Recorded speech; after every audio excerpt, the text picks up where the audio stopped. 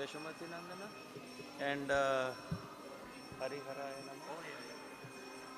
Yeah.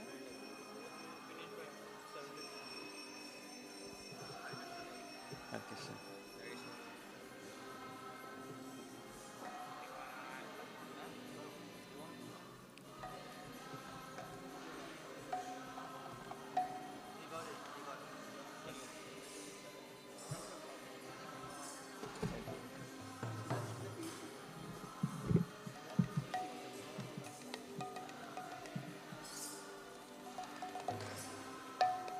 Page 21. Page 21. Page 21.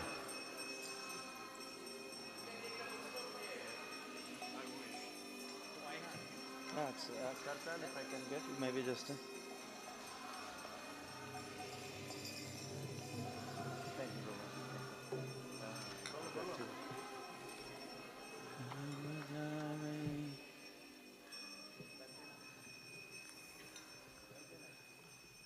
Yashomati Nandana Brajabara Nagara Gokula Ranjana Kana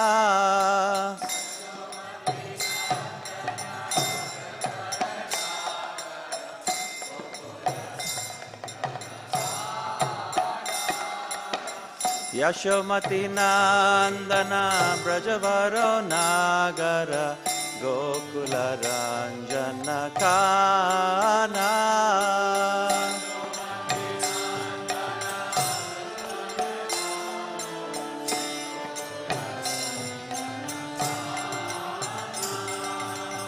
Gopi Paranadhana Madana Manohara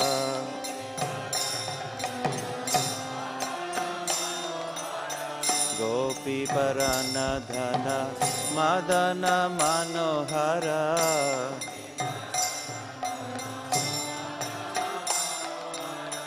Kaliya Damana Vidhana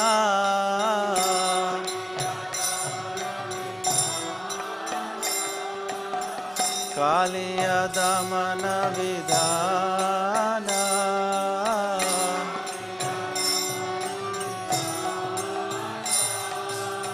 Kamala Harina Mamiya Vilasa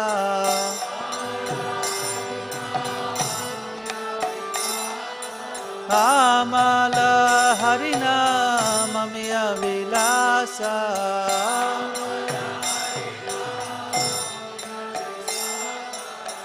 Dipina Purandara Navina Nagara Bora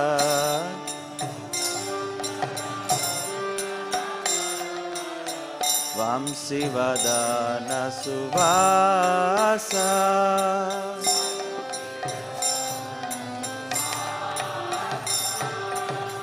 Brajajana Palana Surakula Nashana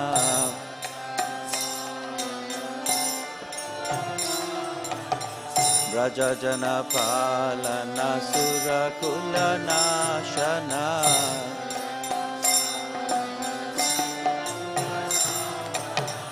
Nanda Godana Rakhovala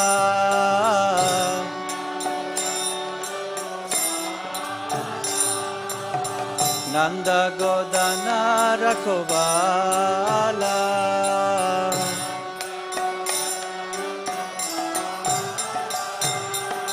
Govinda Madhava Navanita Taskara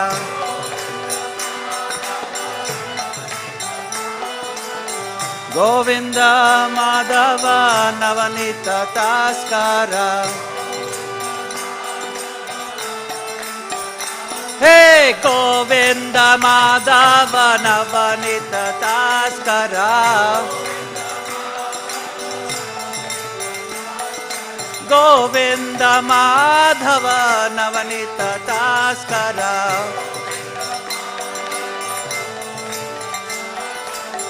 Sundarananda Gopala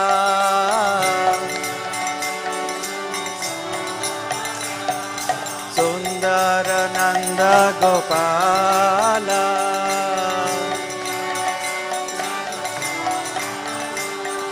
Yamuna Tatachara Gopi Vasanahara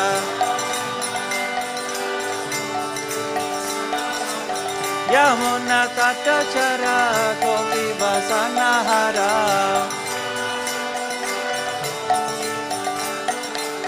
Rasa Rasika Kripa Moya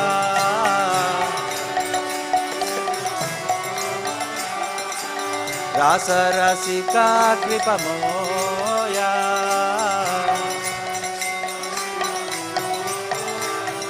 Shri Radha Vallabha Vrindavana Natavara Shri Radha Vallabha Vrindavana Natavara Hey Shri Radha Vallabha Vrindavana Natavara Shri Radha Vallabha Vrindavana Natavara Bhakati Vinodashraya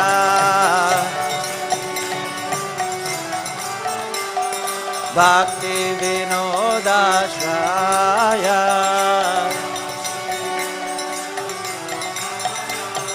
Yashomati Nandana Brajabaro Nagara Gokula Ranjana Kana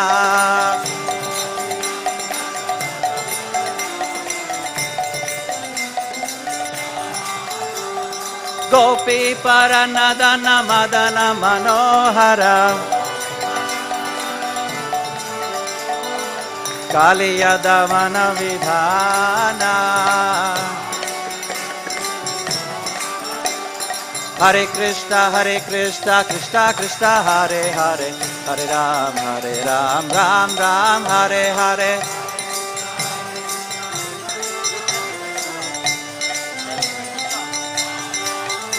Hare Krishna Krishna Krishna Hare Hare Hare Ram Ram Ram Hare Hare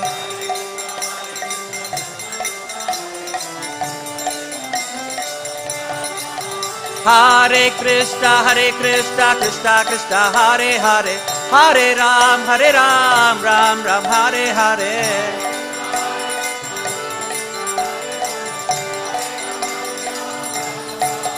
Hare Krishna Krishna Krishna Hare Hare Hare Ram Ram Ram Hare Hare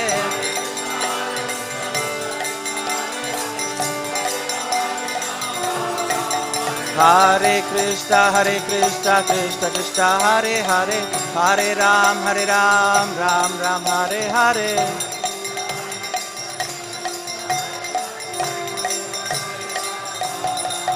Jaya Prabhupada Prabhupada Prabhupada Srila Prabhupada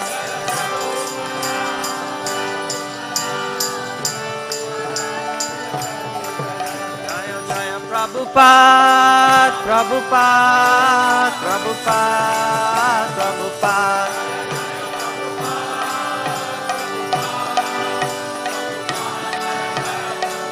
Prabhupada, Prabhupada, Prabhupada, Prabhupada.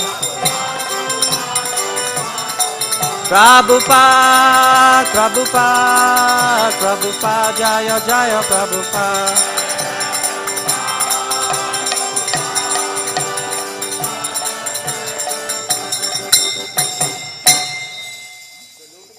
The lotus feet of our spiritual master are the only ways by which we can attain pure devotional service. I bow to his lotus feet with great awe and reverence. By his grace, one can cross the ocean of material suffering and obtain the mercy of Krishna. My only wish is to have my consciousness purified by the words emanating from his lotus mouth. Attachment to his lotus feet is the perfection which can fulfill all desires. He opens my darkened eyes and fills my heart with transcendental knowledge. He is my Lord, birth after birth. From him ecstatic prema emanates, by him ignorance is destroyed. The Vedic scriptures sing of his character. Our spiritual master is an ocean of mercy, friend of the poor, Lord and master of the devotees. O Master, please be merciful unto us. Give us the shade of your lotus feet. May your fame spread over the three worlds. We take shelter of your lotus feet. His Divine Grace, Abhay Charnaravinda Bhaktivedanta Swami Maharaj Srila Prabhupada Ki Jai.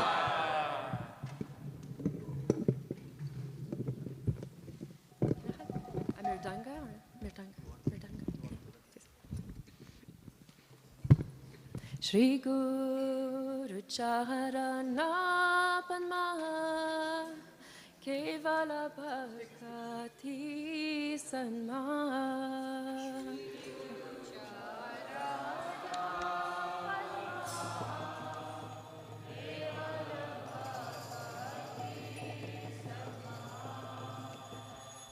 Shri Guru Charana Padma Kevala Bhakti Sanma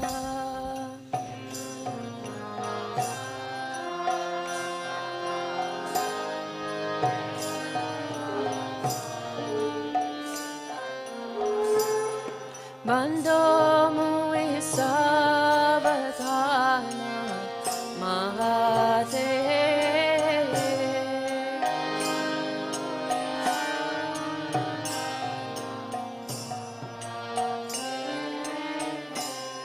Bando Mui Savadana Mahate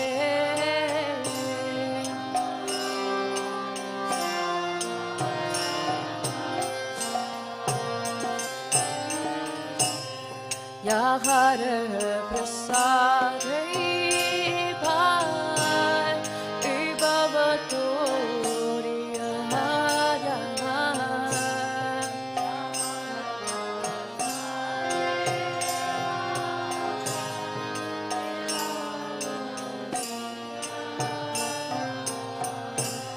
Yahar Prasad Bhai Bhavatoriya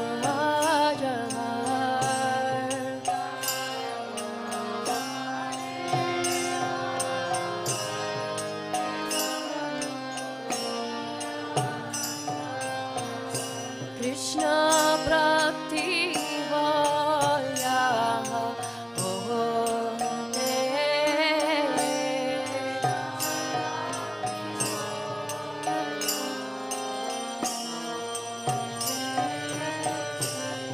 Krishna Prapti Hoya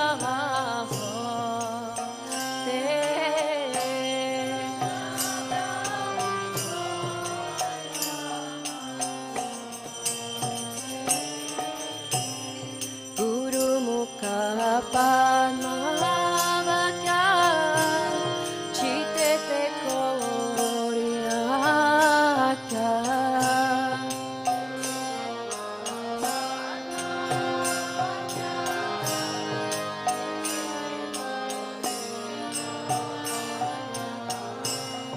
Guru Mukha Padmavakya Chitete Koriyakya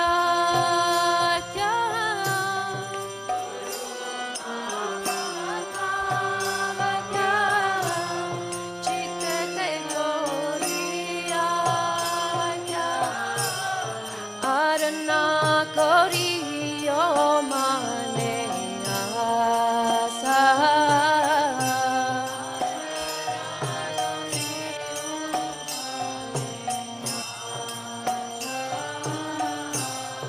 Arana Koriyo Mane Asa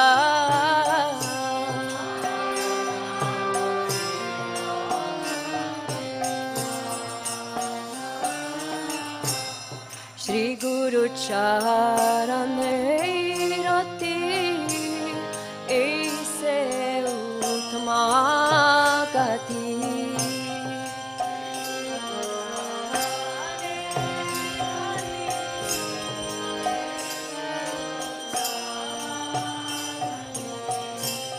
Shri Guru Charane Rati Aise Uttama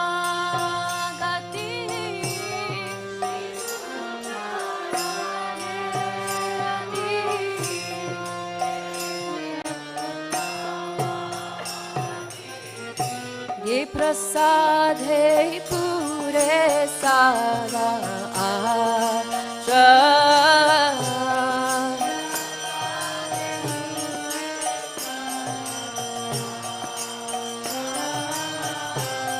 ये प्रसादे पूरे सारा आशा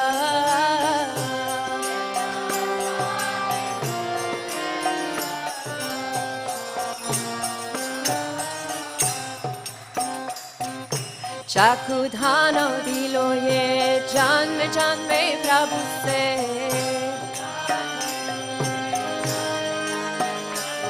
चाकुधान दिलो ये जन्म जन्मे प्रभु से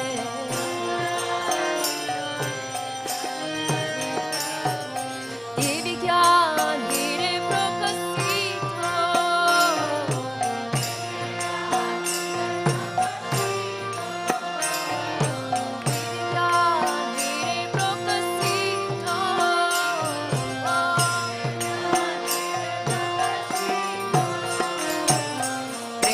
Bhakti Jana Mite Abhijavina Sayate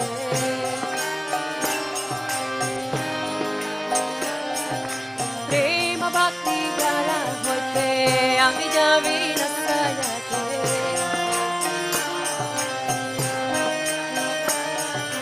Vedita Yavara Charito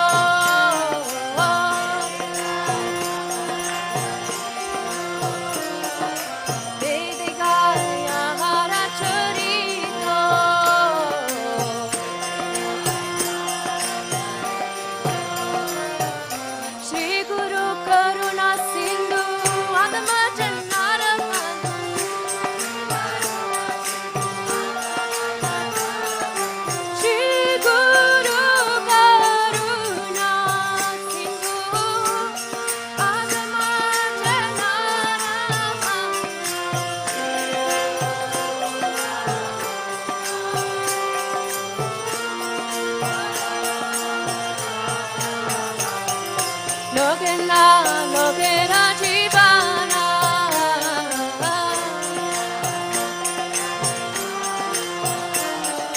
Logena Logena Jivana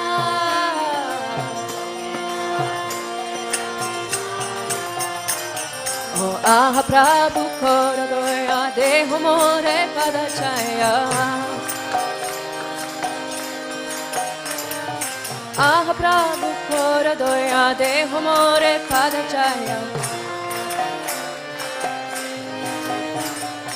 Ebyasa Kshutri Bhuvana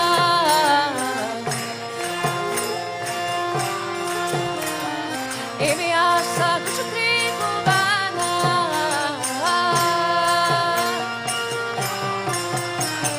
Ah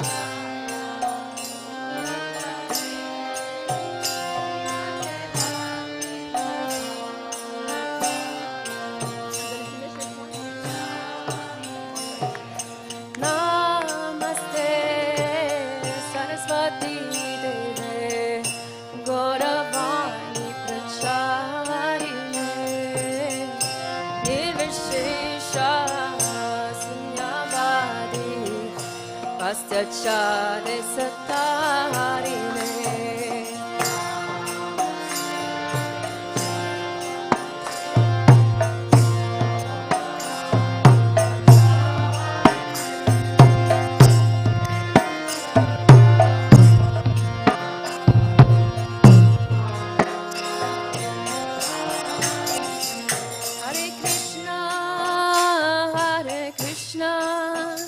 Krishna Krishna Hare Hare Hare Rama Hare Rama Rama Rama Hare Hare.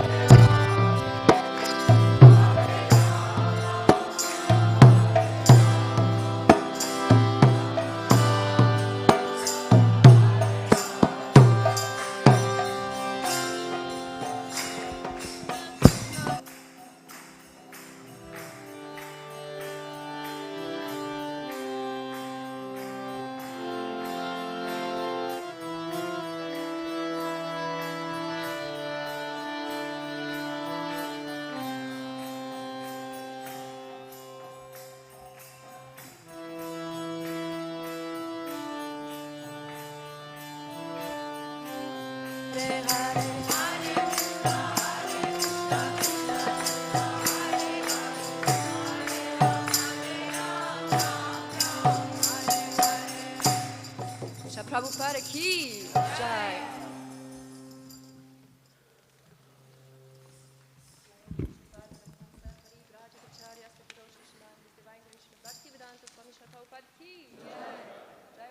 Paramahamsa Parivrajaka Acharya Sakaroshi Shrimad His Divine Grace Bhakti Siddhanta Saraswati Goswami Maharaj Prabhupada ki Ananta Koti Vaishnava Vrinda ki Namacharya Shila Haridas Thakur ki Prem se kaho Shri Krishna Chaitanya Prabhu Nityananda Shri Advaita Gadadhar Shri Vasari Gaura Bhakta Vrinda ki Shri Shri Radha Krishna Gopa Gopinath Shama Kundurara Tunda Girgovardhan ki Shri Vrindavan Dham ki Shri Mayapur Navadvip Dham ki, Jagannath Puri Dham ki, Ganga Mai ki, Jamna Mai ki, Sri Devi ki, Bhakti Devi ki, Hare Hare Bol. Hare Krishna. Hare Krishna.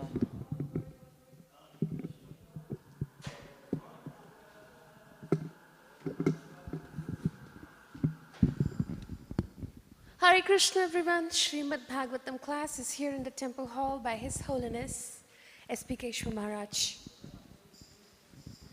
This one is for the harmony. This one is for the harmony.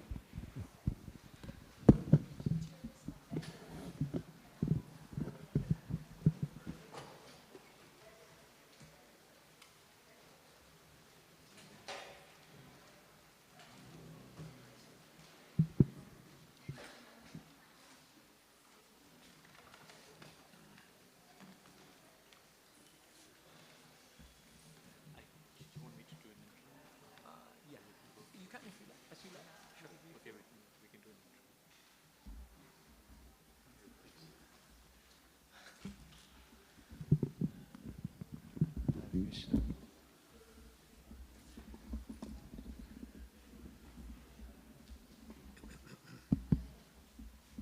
Hare Krishna. No? Or maybe. Okay.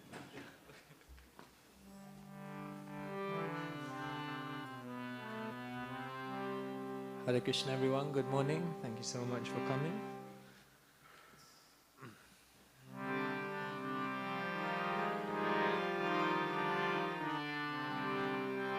Radha Madhava Kunja Bihari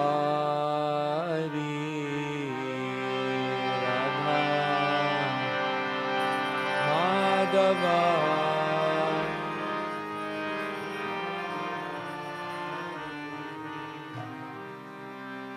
Radha Madhava Kunja Bihari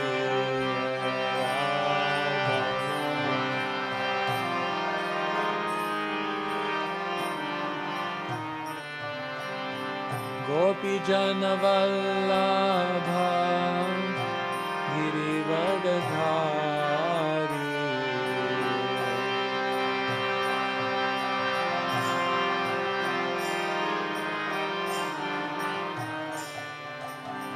Gopi Jana Vallabha Girivardhari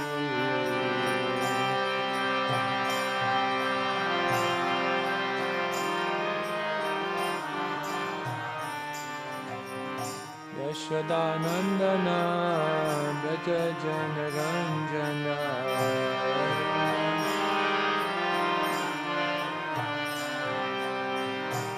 Yashodanandana Braja Jana Ranjana Yamuna Tira Vanachari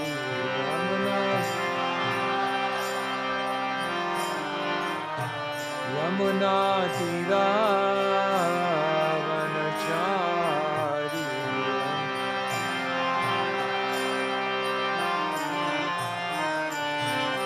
Radha Madhava Kunja Bihari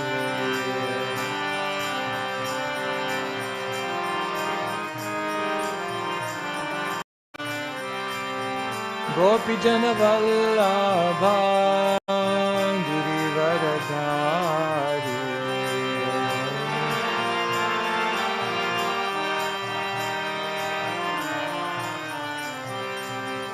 Gopi Jana Vallabha Girivardhari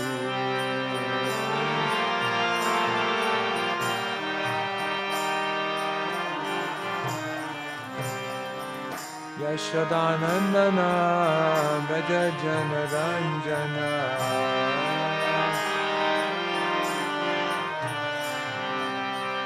Yashodanandana Braja Jana Ranjana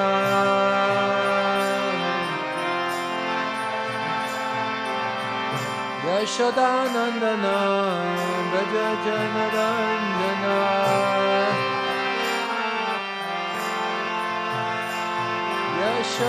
Yashodanandana Braja Jana Ranjana Yamuna Tira Vanachari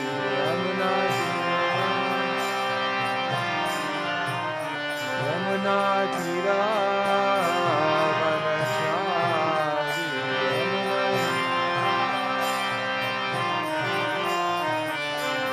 Radha Madhava Kunja Bihari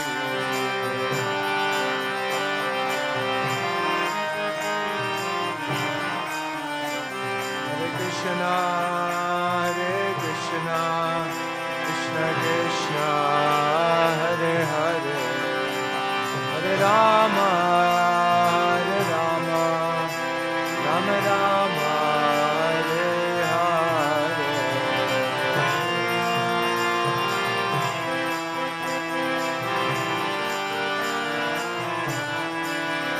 Hare Rama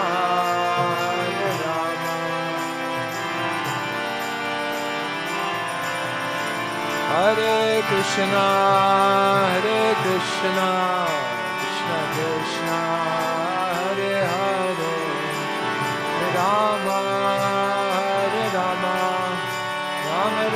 Hare Hare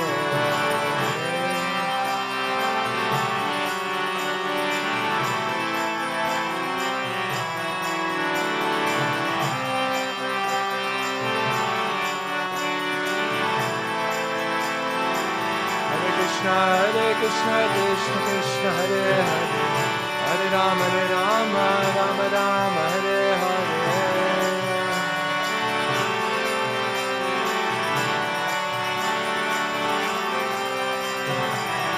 Krishna Krishna Krishna Hare Hare Hare Rama Rama Rama Hare Hare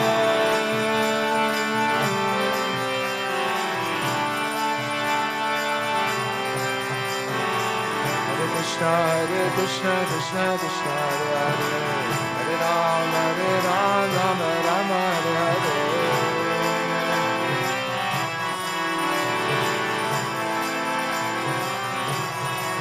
Hare Krishna Krishna Krishna Hare Hare Hare Rama Rama Hare Hare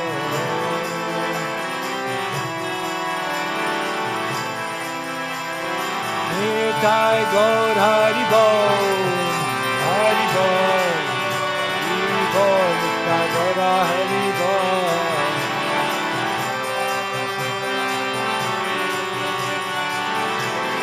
Nitai Gaur Hari Bol Hari Bol Hari Bol Nitai Gaur Hari Bol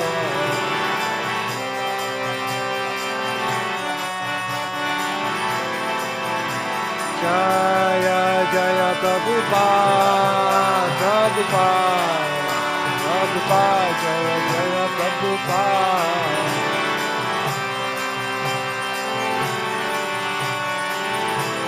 Jaya Jaya Prabhupada Prabhupada Prabhupada Jaya Jaya Prabhupada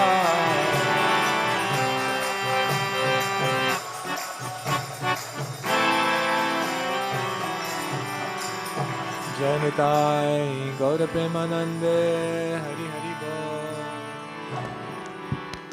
Shri Hari Ram Sankirtan Ki Jai Om Jnana Timirandhasya Jnananjana Shalakaya Chakshurunmilitam Yena Tasmai Shri Gurave Namaha Shri Chaitanya Manobhishtam Stapitam Yena Bhutale Swayam Rupa Kadamayam Dadati Swapadantikam Vandeham Shri Guru Shri Yuta Padakamalan Shri Gurun Vaishnavamscha Shri Rupam Sagrajatam Sahagana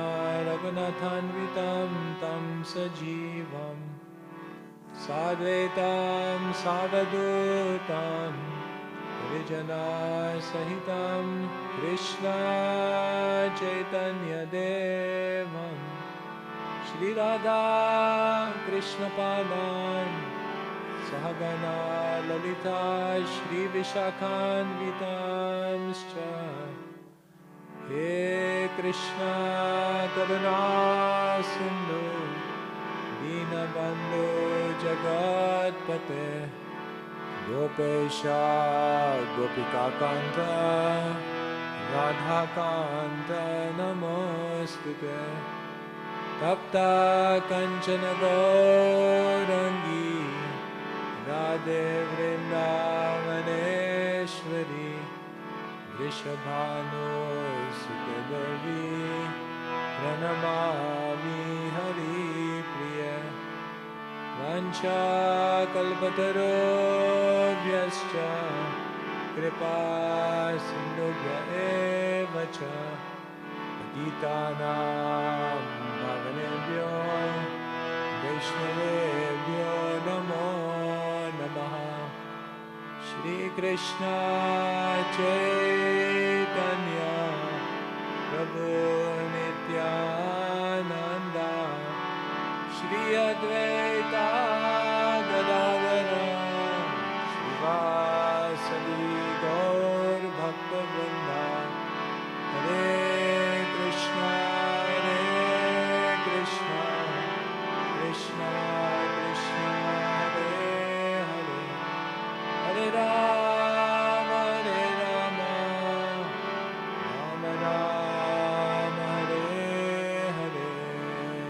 Prabhupada ki jai.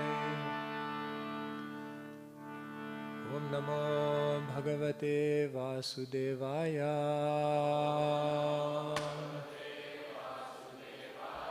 Om Namo Bhagavate Vasudevaya. Om Namo Bhagavate Vasudevaya.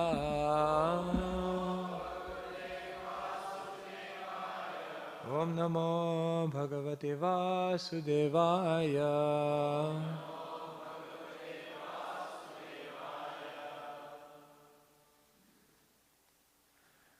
Okay, so thank you so much, everyone. Good morning. Really appreciate you coming.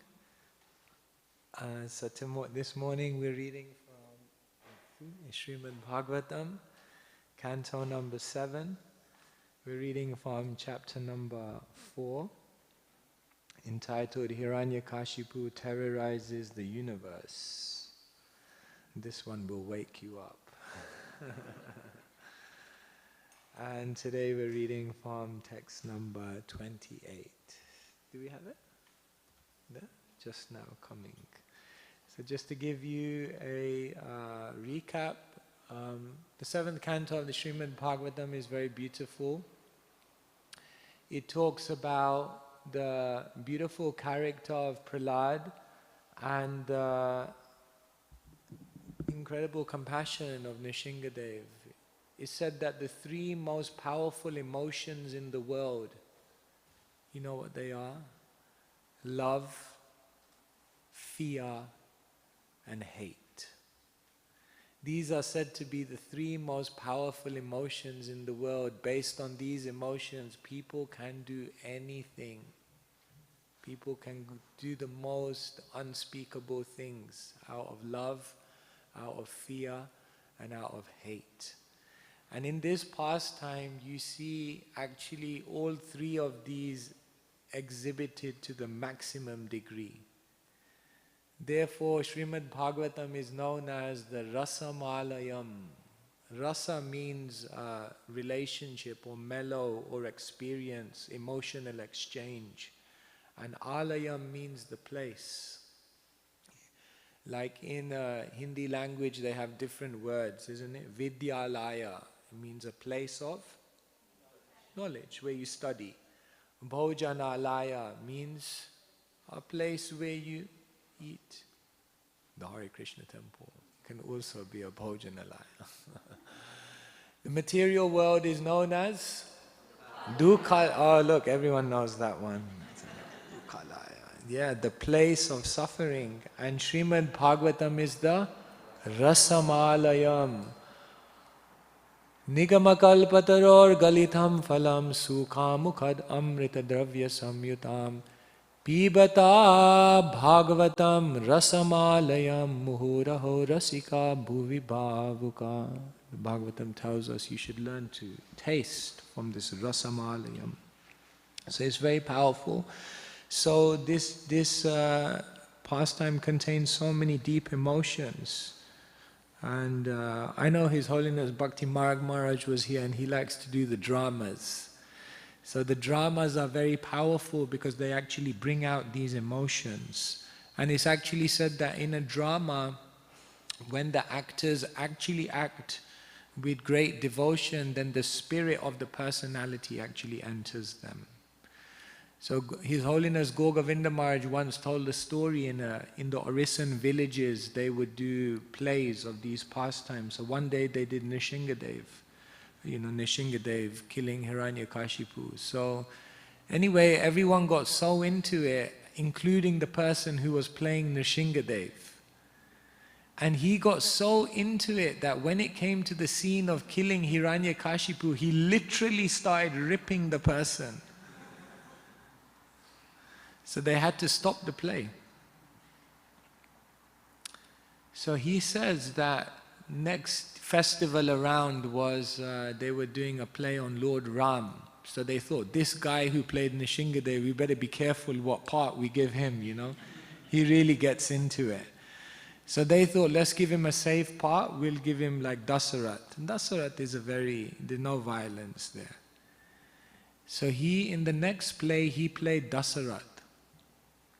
So the play was going on, and then when it came to the point where Lord Ram was cursed and Lord Ram had to leave the kingdom, then as we know, Dasarat was in the pangs of separation, and this individual in the play became so absorbed in the mood of separation that he left his body. His Holy Maharaj tells this story. I'm just giving you a warning next time you do the plays, just be careful. So this is all so many deep emotions going on here. So today we're reading about how Hiranyakashipu is terrorizing the universe, and here we're reading in this verse about the prediction of what is going to happen to him as a result of his nefarious activities. Yes. Okay, good. So you can repeat after me. Nirvairya prashantaya. Nirvairya prashantaya. Swasutaya mahatmane. Swasutaya mahatmane. Praradaya yada druyed. Praradaya yada druyed. Dhanishye pivavorjitam. Dhanishye pivavorjitam. Nirvairaya prashantaya. Swasutaya mahatmane. Praradaya yada druyed. Dhanishye pivavorjitam. Nirvairaya prashantaya. Swasutaya mahatmane. Praradaya yada druyed. Dhanishye pivavorjitam.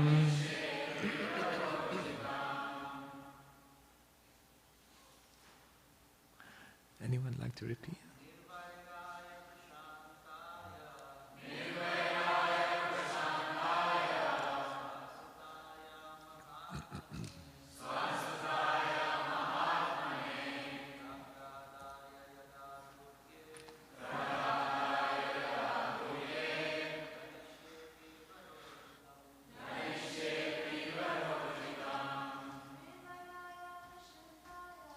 Nirvairaya prashantaya. Swasutaya mahatmane.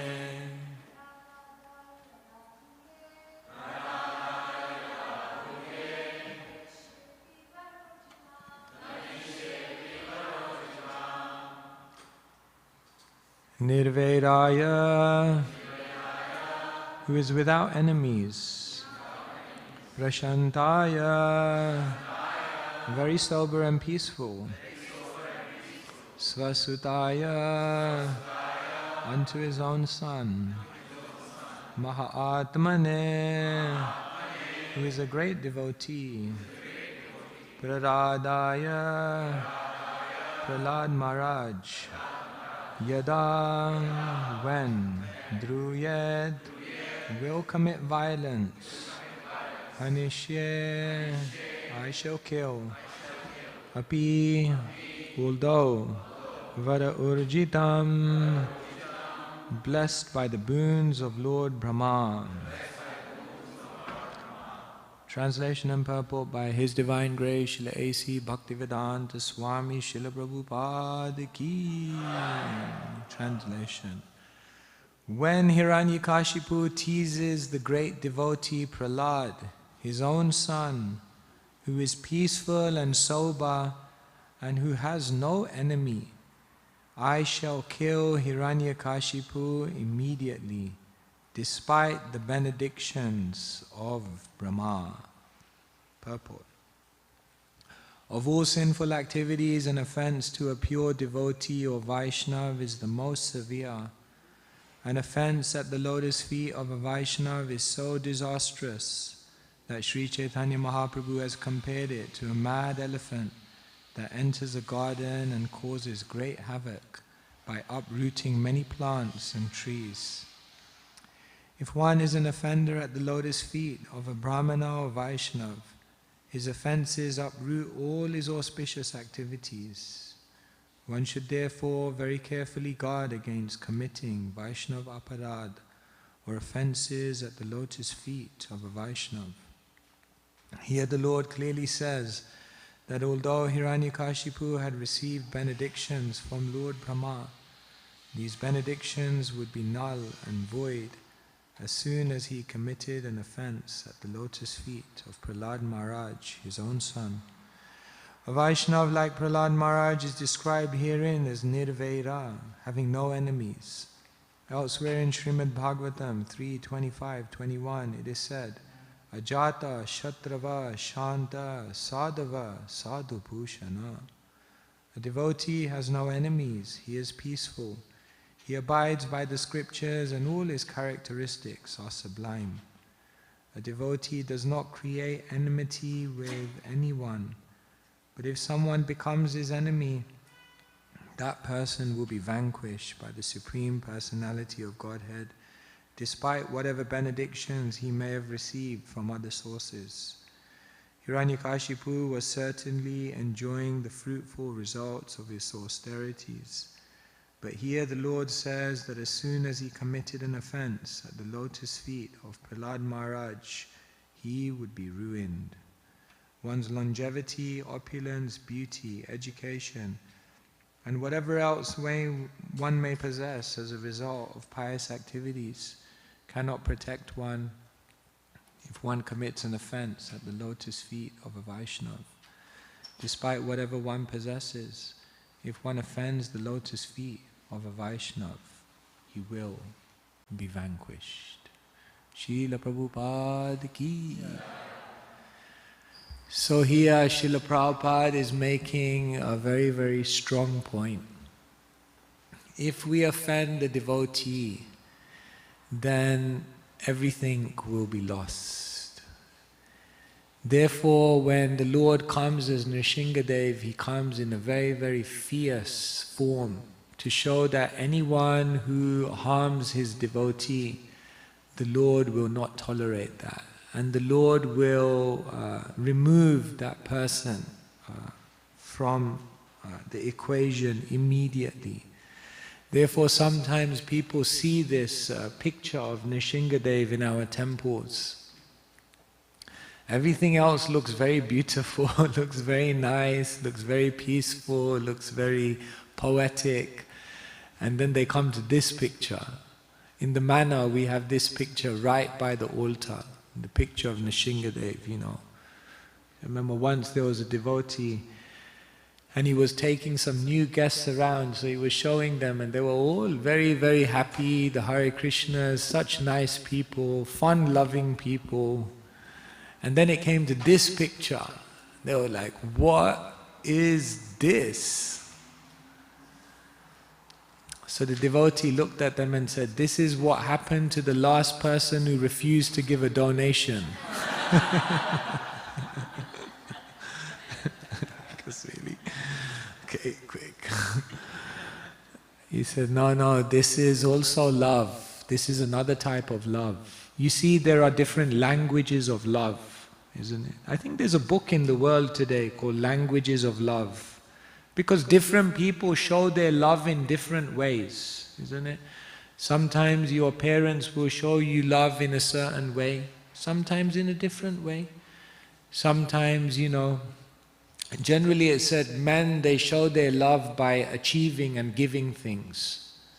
And women, they show their love by spending time talking. So therefore the man is providing so many things and then but not spending any time. So the woman thinks, he doesn't love me. And The man is giving so much time, and they don't understand each other's way of expressing their love. So the Supreme Lord also has many different languages of love. And when the Lord comes as Nishingadev, then the language of love that he shows is through incredible, fierce, almost incredibly, unlimitedly aggressive emotions.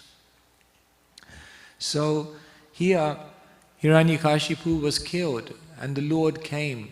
It said that when Lord Nishingadev came, he came to fulfill the words of different individuals simultaneously. And therefore he came in this very, very unique way. The first person's words that he came to bring true were Prahlad Maharaj's. Because what did Prahlad Maharaj say when Hiranyakashipu asked him, "Where is your Lord? Is your Lord in the pillar?" Yes, the Lord is everywhere. So he's also in the pillar.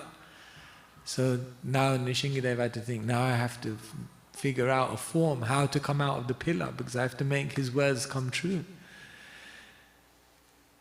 Lord also came to fulfill the words of Brahma. Brahma had told and given Hiranyakashipu the benediction, "You will not die in the day or night, you will not die by a human being or an animal, you will not die in the air or on the ground, you will not die inside or outside, you will not be killed by any weapon." So now the Lord had to make his words come true. So the Lord's working hard here, my God, I got to figure out something to circumvent all of these things. The Lord also came to fulfill the words of the Kumaras. Because remember, the Kumaras had cursed Jay and Vijay and said that you have to come down. But the Lord will come and the Lord will benedict you by killing you. And the Lord also had to fulfill the words of Narad Muni. Because Narad Muni, when they wanted to kill the child that was in the womb of Kayadu, the mother of Prahlad and the wife of Hiranyakashipu, Prahlad said he will be a great devotee and his devotion will be so spotless that the Lord will come in a very, very special way to protect him. So the Lord is like this, Satyam Vidhatum Nijabretya Bhashitam. To make the words of his devotee come true, the Lord has to come. So this is a very, very powerful lesson, that when a devotee says something, a devotee who has love, then it definitely has to come true. Therefore one of Krishna's names is Satya Sankalpa. Whatever he desires, that must come true. And the devotee is also known as Satya Sankalpa.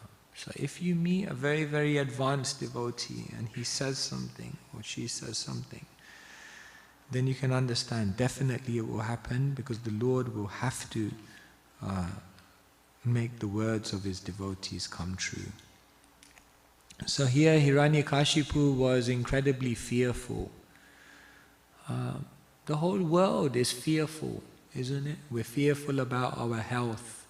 We're fearful about the future. We're fearful about our relationships. We're fearful about the past. We're fearful about the future. When we're happy, we're fearful it will end. When we're miserable, we're fearful it will never end. Put your hands up if you have had a fear 10 years ago that you no longer are fearful about. Okay, good. Put your hands up if you have a fear now that you didn't have 10 years ago. Put your hands up if you have a fear that somebody else doesn't have.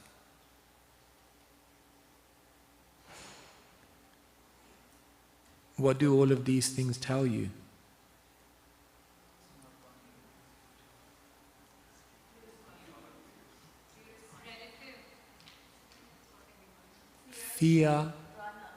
Fear is learnt. Fear is learnt. Fear doesn't exist within you. It's learned. Otherwise, how could it always change like that? In other words, as someone mentioned, it's a relative thing. Therefore, fear is actually completely superfluous to the living entity. But nobody wants to be in fear. So, it's very interesting when you look at the Bhagavatam, one way of overcoming fear is the methodology of Hiranyakashipu. And the other methodology of overcoming fear is Prahlad. Both of them are in fearful situations. Hiranyakashipu knows, like, Vishnu is after me. Prahlad Maharaj is also in a fearful situation. He knows Hiranyakashipu is after me. So they're both in fearful situations. So how do they deal with it? Hiranyakashipu deals with it in a material way. And Prahlad Maharaj deals with it in a spiritual way. Hiranyakashipu tries to deal with his fears through making a material adjustment. Let me worship Brahma, let me get all the benedictions, and let me materially make sure that all my bases are covered so I have nothing to fear. Therefore, he thought he figured it all out. I've covered all the bases. I can't die here, by this or this, in this way or that way. I've covered all the bases. Therefore, I've overcome my fear. Prahlad Maharaj, what did he do to overcome his fear?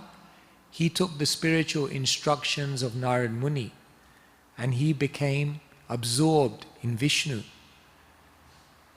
What was the net result of Hiranyakashipu's endeavors to overcome fear?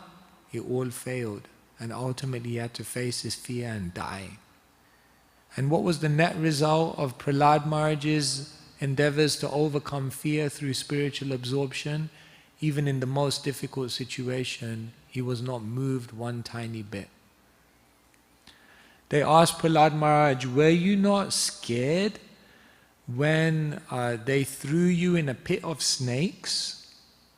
Prahlad Maharaj says, my father is Vishnu, and Vishnu lies down on the bedstead of Anantashesh, and all of these snakes are servants of Anantashesh.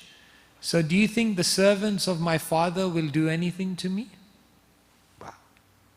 They said, Prahlad, were you not scared that they put you in a burning pit of fire?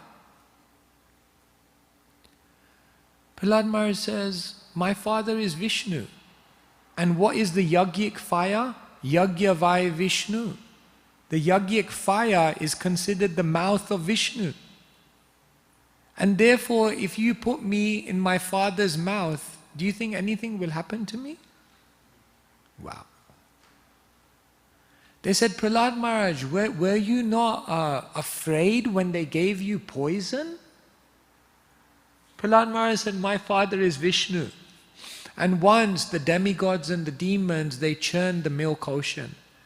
And when they churned the milk ocean, then Lakshmi came from that milk ocean. And later on, poison came from the same milk ocean. That means poison and Lakshmi are brother and sister. And therefore that means that if Vishnu is my father, Lakshmi is my mother, and that means poison is my uncle. And therefore, do you think if my uncle comes in contact with me, anything will happen to me? Isn't it amazing? Like this Prahlad Maharaj has this kind of consciousness whereby he sees Krishna everywhere. Yomam pashyati sarvatra sarvam cha mai pasyati tasyaham na pranashyami sachame na pranashyati. Krishna says, for one who sees me everywhere and sees everything in me, I am never lost, nor are they ever lost to me. And therefore, the whole world is trying to overcome fear, but they don't know how to overcome fear. They're trying to do it in a material way. Get an insurance policy, put an alarm on my car, make sure I have enough 3 overseas bank accounts so I have enough money, take a vaccination. I'm not anti-vax or anything like that, but anyway, just it's controversial, these things. Get out, you know. So we make so many arrangements. So should we not do any of these things? No, you can do it, but none of it will save you. None of it will save you. Because ultimately, mrityu sarva haraschaham, Krishna will come and he can take away everything. Therefore, the only way to become fearless is to become conscious of Krishna. Therefore, they once asked Prabhupada, what do you feel when you chant Hare Krishna? And of all the answers Srila Prabhupada could have given, he said, I feel no fear.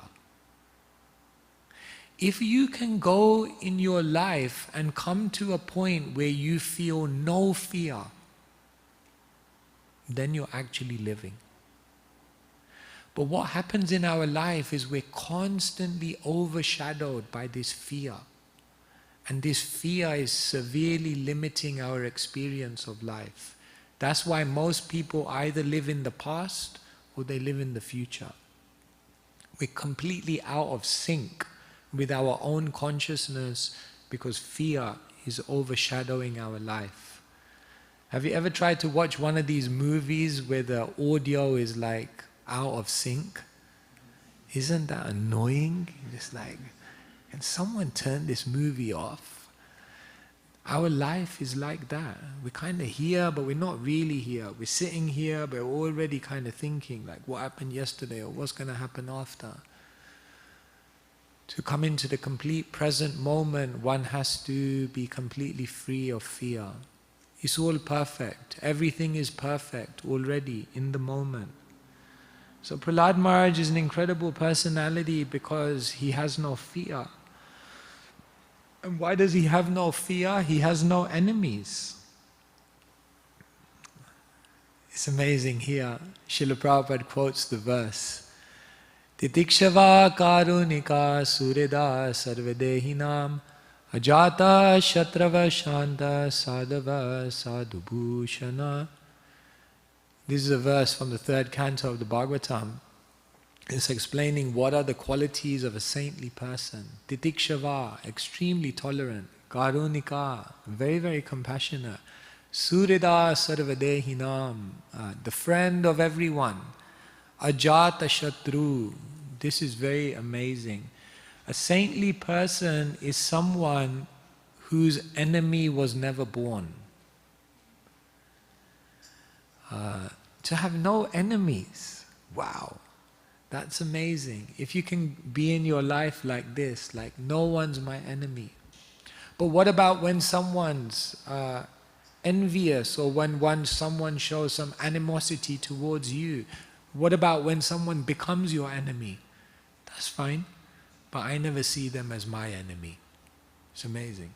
Hiranyakashipu became the enemy of Prahlad. The amazing thing is, Prahlad never saw him as his enemy. He's like, he's my dad. And when Prahlad Maharaj had the opportunity of a benediction to prove that he never saw Hiranyakashipu as an enemy, what did he ask the Lord? Deliver him. That proves that even the person who showed the most animosity towards Prahlad, even that person never became the enemy. When you can wish the greatest good upon the people that cause you the greatest suffering, that's when you know I'm Krishna conscious. There's a litmus test. Prabhupada writes actually in the in the Krishna book, one's greatness is measured by their ability to tolerate provoking situations. This is actually what makes you Krishna conscious. This is what makes you a devotee.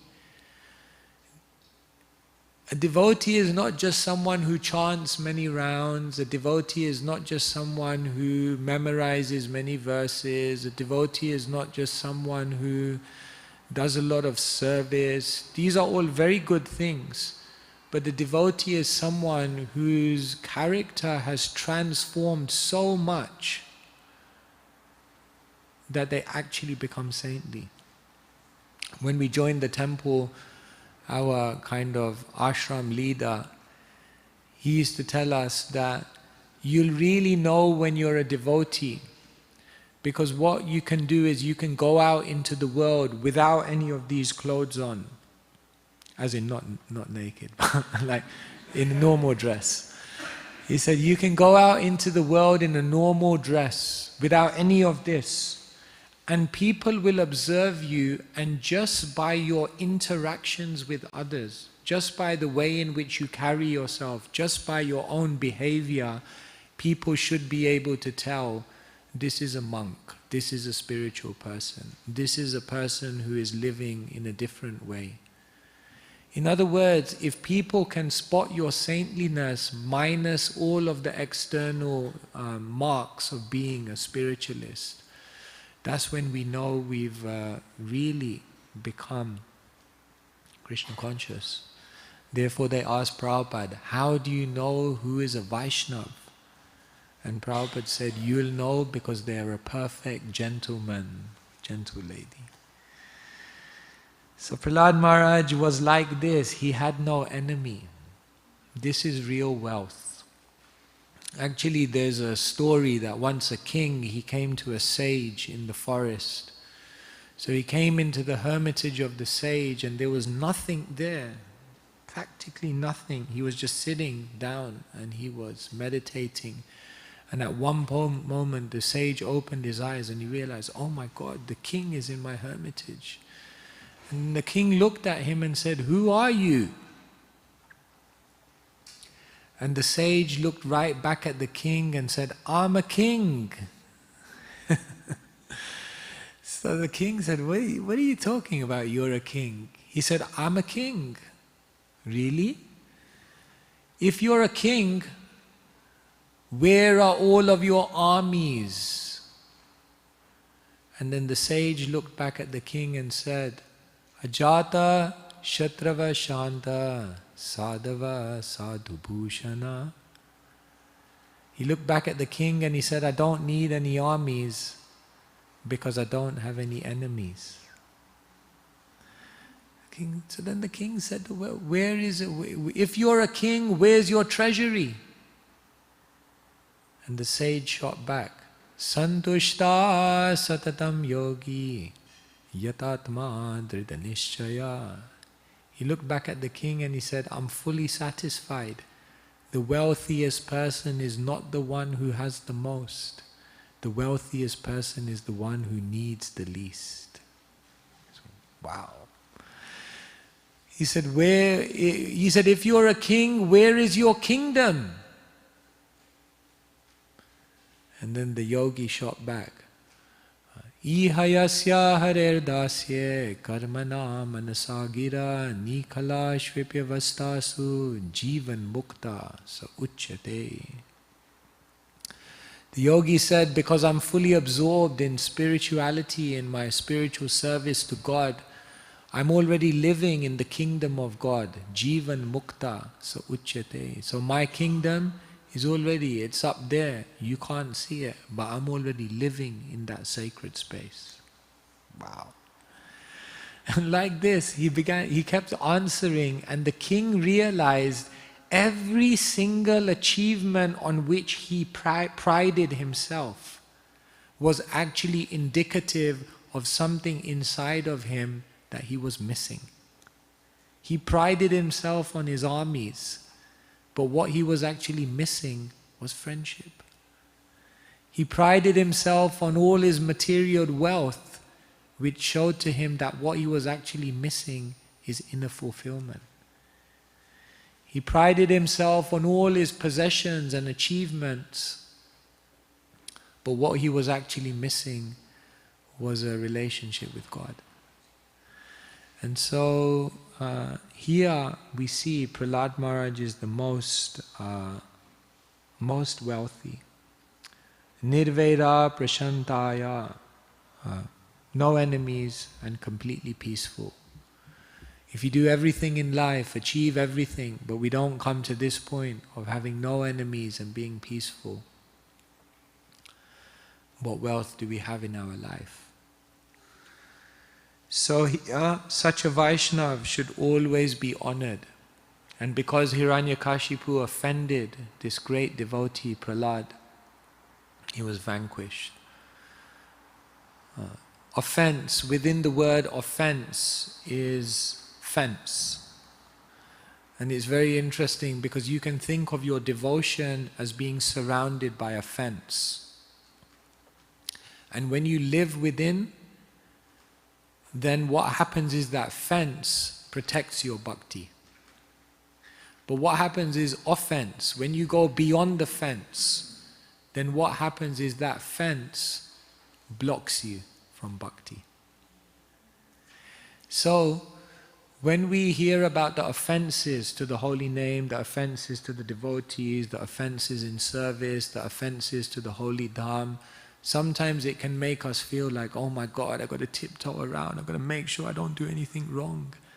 But it's actually these offenses, if you look at them in a different way, then what they teach you is the boundaries within which if you live, then you will always be living with bhakti. And the offenses show you what if you do the opposite and you go beyond that fence, then how you'll be blocked from bhakti. So for example, the 10 offenses against the holy name, you can also turn them around in a very, very positive way.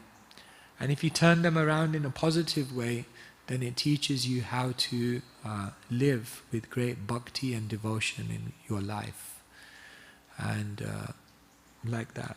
So, like this, so many points are here. The 7th canto is a very, very incredible canto. Every canto of the Bhagavatam contains all of the topics of the Bhagavatam, but they have a specific focus. So you must be aware, the 10 topics of the Bhagavatam, Atra sargo visargascha stanam poshanamutaya manvantaresha nukatha nirodha muktirashraya. So in his commentary, Sridhar Swami in the Bhavartha Deepika, he mentions that each canto has a specific topic that it focuses on. So the 7th canto, the topic that it really focuses on is Uti. Uti is an interesting topic. It means the creative impetus. And the idea that there is one thing which is the creative impetus for everything in this world. Isn't it? When you look out of the window, this creation is so complicated. So many buildings, so many arrangements, so many facilities. And what is the creative impetus for all of this? What do you think? Desire, lust. As soon as you have lust, like one time Prabhupada was walking past, I don't know which city skyline it was, but Prabhupada was walking past and he saw all the big buildings, and Prabhupada stopped and he said, the buildings are so big here. Prabhupada said, that must mean that the men and women are very beautiful and attracted to each other. Interesting conclusion. Because when there is lust, when there is desire, Pumsha striya mithuni bhavametam tayoridaya granti mahu atho griha kshetra sutapta viter janasya moho yamaham mameti. When we have lust, when we have unlimited desires, then what happens is we need to create a very, very complicated situation in order to fulfill those desires. So Hiranyakashipu represents this Uti, someone, his name means, Hiranya means gold, Kashipu means seat, one who's surrounded by wealth, opulence. And why his life becomes so complicated? Why? Because he has so many desires. So one person once, he came to Prabhupada, and he was very industrialist, so he said, Swamiji, factually I have so many factories, I have so much money, I have so much power, but I'm full of so many anxieties. So Prabhupada said, yes, Chintam apirimeyam cha pralayantam upashrita kamopa bhoga parama etavaditi nishchita. Prabhupada quoted a verse from the 16th chapter of the Bhagavad Gita where Krishna talks about the demon, and he says, because the demoniac person has unlimited desires, therefore they have unlimited anxieties. So the person said, what shall I do? Prabhupada said, give all your money to us. Prabhupada said, give all your money to us. Krishna will be happy, we will be happy, and you will be relieved from all your anxiety. Say, look, he said, I'll get back to you on that one, I'll let you know. No, we'll take your number, we want to help you, we'll take. So like this, simple living, high thinking, if we live with simplicity, yes, even though we may be surrounded by so many things, in our heart, we should live with a simple heart, a sober heart, a peaceful heart, a heart which doesn't see any enemies, a heart which realizes, I'm only here for some time. Let me not take the illusion too seriously. Here today, gone tomorrow. Are all those people that we had arguments with, is it really going to matter at the end of life? Probably not. So why do we allow it to haunt and overshadow our life now? Rather to take a page from Prahlad Maharaj's book and just try to live without enmity. Because even if you win all the arguments with all your enemies, you lose relationships, you lose peace of mind, you lose time, you lose vision, you lose so many things. So Prahlad Maharaj teaches us, try to be friendly. Suridam sarvabhutanam. Try to be friendly to everyone. And in this way, life will be very beautiful. Hare Krishna. Thank you so much.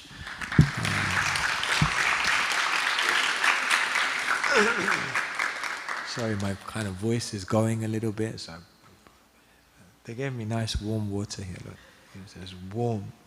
Thank you so much, very kind.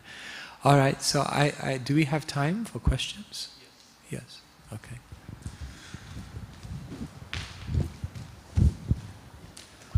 Hare Krishna Maharaj, thank you for a nice class.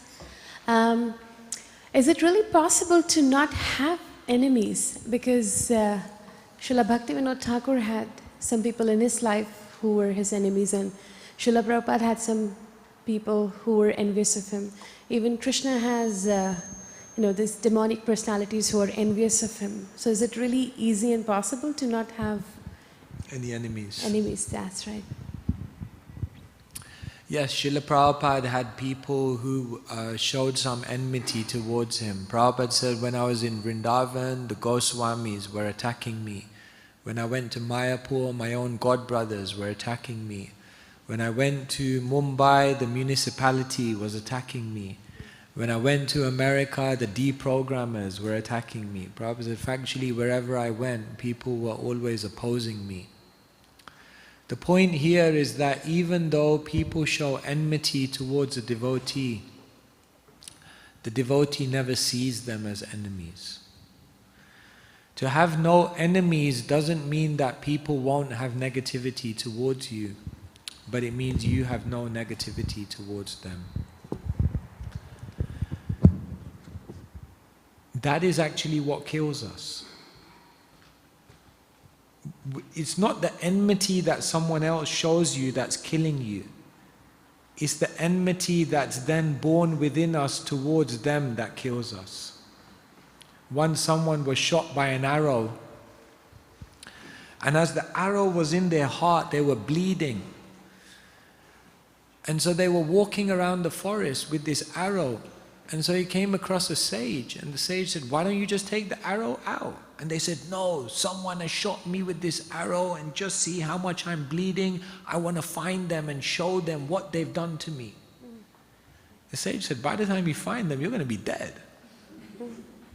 And that's what happens to us.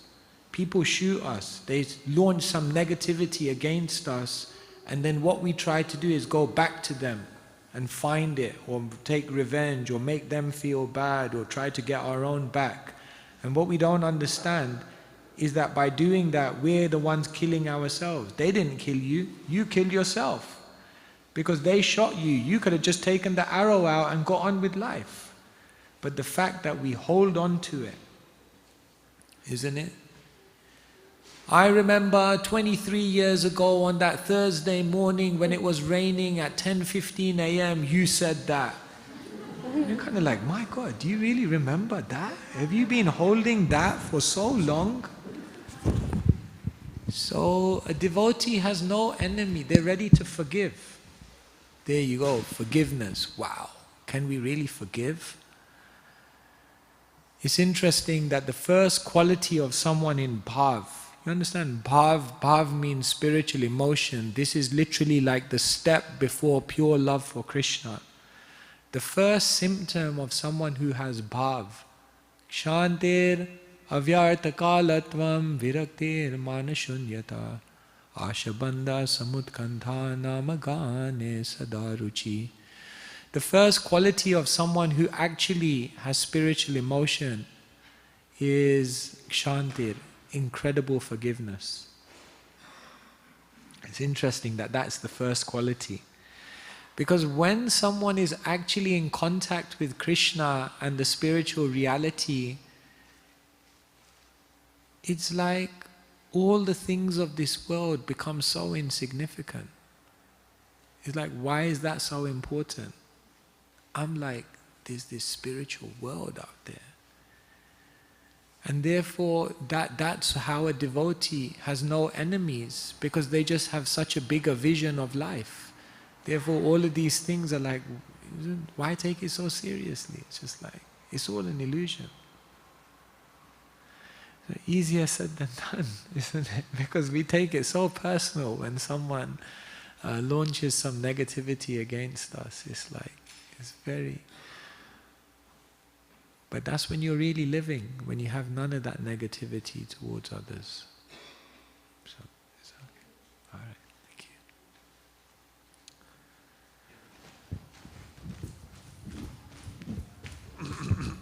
you.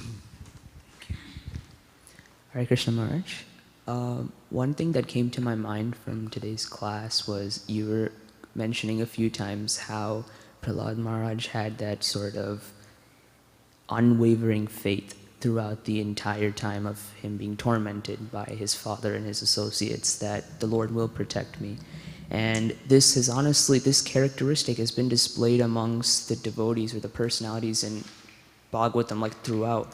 Like if we look 2 cantos before this, the 7th canto, we see, for instance, Jadabharat, when he doesn't even care about what's happening around him, and when those bandits like try to offer him to Kali, he's just completely detached and he's just focusing on the Lord. Or if we try going 2 cantos later from this 7th canto, you have Ambarish Maharaj, or even in the Ramayana, for instance, Sita Devi has this constant faith that Lord Rama will come and protect her, will rescue her. So when we try to take a look at us, practicing devotees, how we read all of this and we're like, yes, we'll do it. We'll also be faithful. We'll have confidence that the Lord will help us. It starts off good. Then we have that sort of surge down when things don't necessarily go the way we want it to. So how do we, I know it's kind of a very broad question. How almost do we like develop our faith? Yes, how do we keep it constant throughout?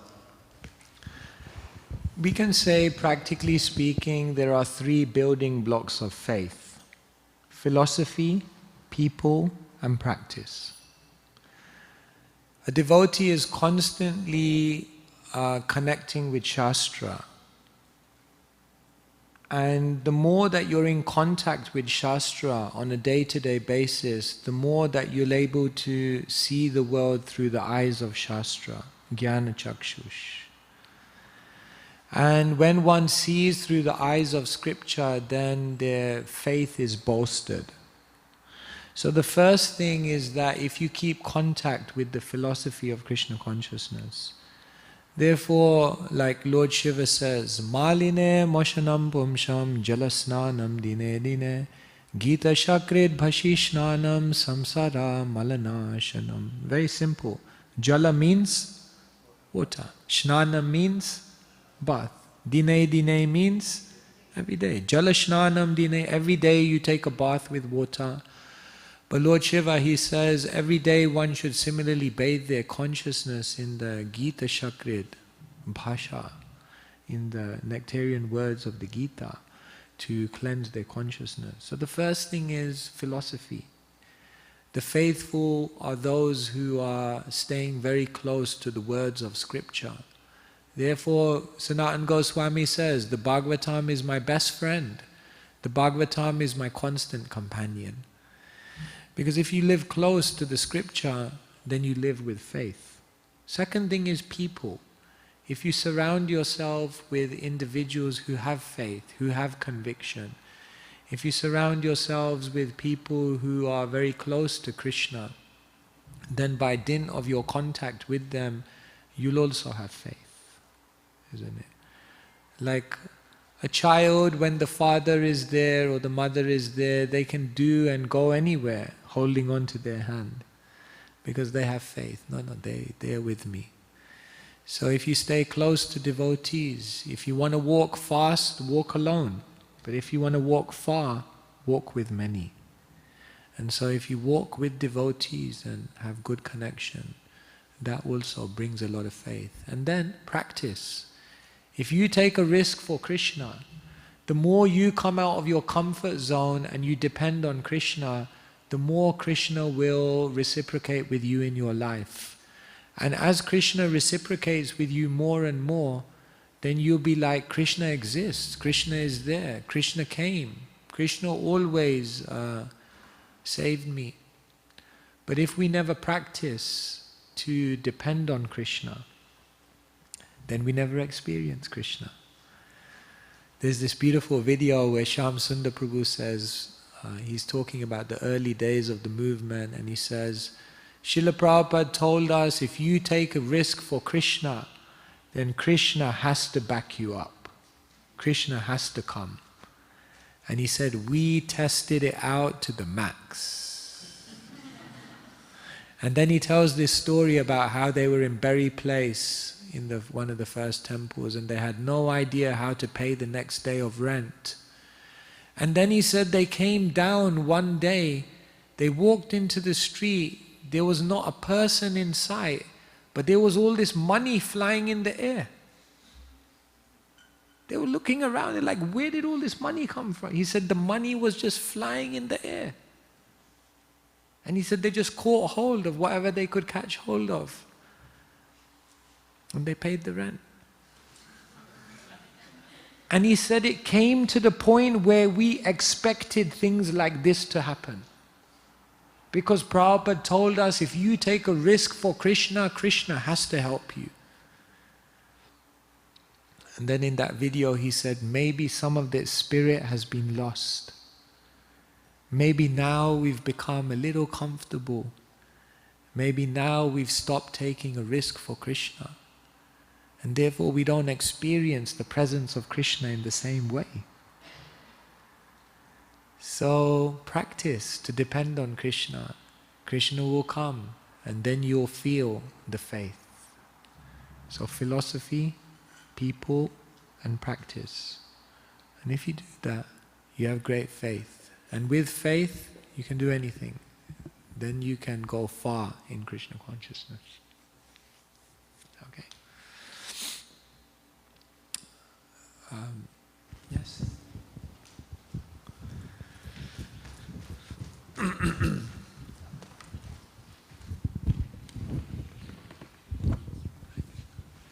Hare Krishna. Hare Thank you for Krishna. a wonderful class. I I have a quick question which is extending on the lines of what Vishaka Mataji asked.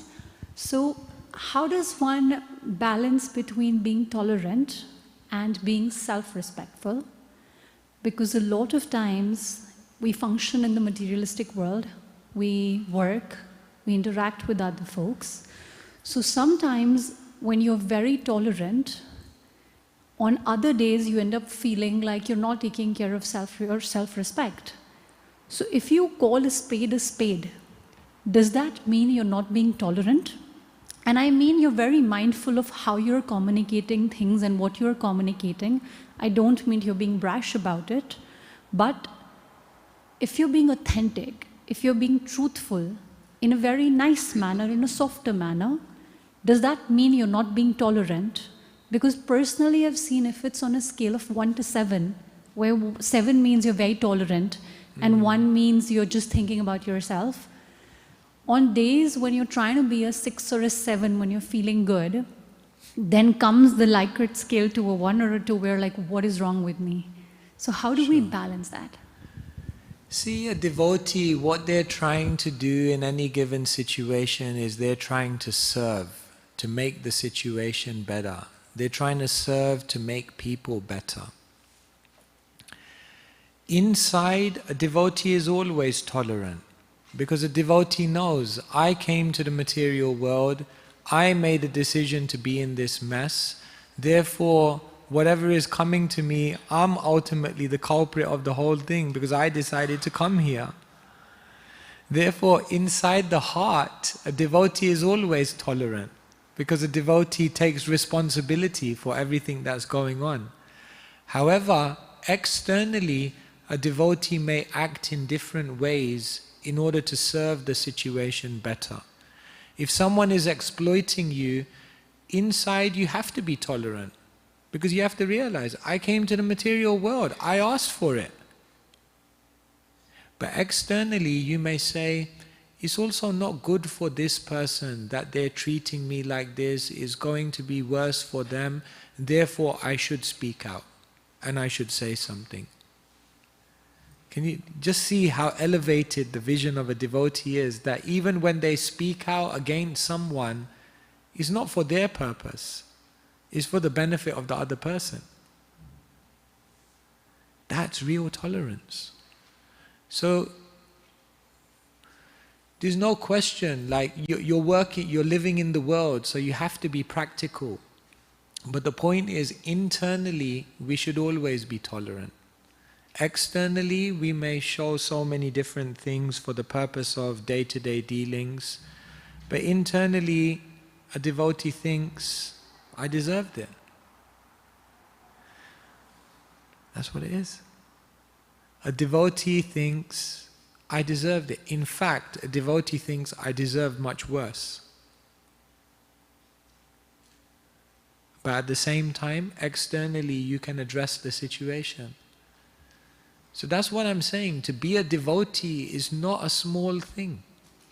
To be a devotee means you react to all the negativity and chaos of this world in a completely different way. And that's what makes one a devotee, because their consciousness is just in a totally different, it's a big challenge. So, does that help? So my point is, internally we should always be tolerant. But externally, how you display that tolerance according to time, place and circumstance in order to solve the situation, address the problem, that may vary. All right. Thank you so much, Maharaj. Can we please give Keshav Maharaj a round of applause?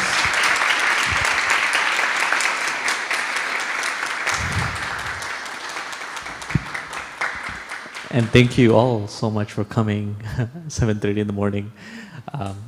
Anyways, so we have 4 books here that Maharaj has come. So we have the first one here, Tattva. So Tattva, the way I see it is, it's actually excerpts from Maharaj's blog. So this book is How Does Maharaj See the World? And it has some really profound answers to some very deep questions, everyday questions. And so that's what means truth. And so that is what this book is. We have the second book here, which is Gita 3. And imagine if the Bhagavad Gita was a workbook. And so Maharaj has over 50 thought experiments and exercises here that you can use to see how you can truly live the Gita in your day-to-day life. Then we have Gita Life. And the Gita Life is, I remember reading this book for the first time in 2014. And it's basically acronyms of the entire Gita. So the word itself for each chapter translates or captures the entire theme of the chapter, and then each letter of that word is capturing a sub-theme within that chapter. So that's Gita Life. And so that's for the Bhagavad Gita. And then he has done the same thing, but for the entire Srimad Bhagavatam. So each word from every chapter, it's an acronym. The word itself spells out the overall theme of the canto, you can say, and then each letter then also relates to the sub-themes of that canto. So we have all these books for you in the back. Last time when Maharaj came, we had run out of these books, so please make sure you get, those of us who were here last time know the experience. So if you're here, please try to get your hands on them. Hare Krishna.